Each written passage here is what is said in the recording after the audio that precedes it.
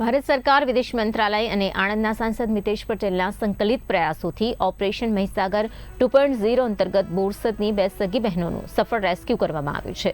થાઇલેન્ડથી Laos સુધી ફેલાયેલ human ટ્રાફિકિંગના જાળમાં ફસાયેલી બંને બહેનોને ભારતીય દૂતાવાસ અને સંબંધિત એજન્સીઓની મદદથી સુરક્ષિત રીતે મુક્ત કરીને વતન પરત લાવવામાં આવી. તેમના ઘરે પરત ફરતા પરિવારજનોમાં આનંદ અને રાહતનો માહોલ છે.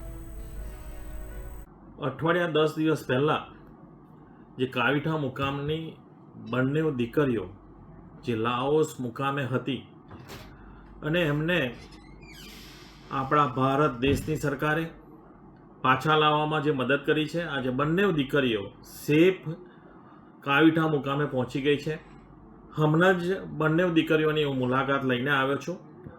બંને દીકરીઓ અત્યારે ડરેલી છે, બી ગયેલી છે, બહુ બોલી શકતી નથી.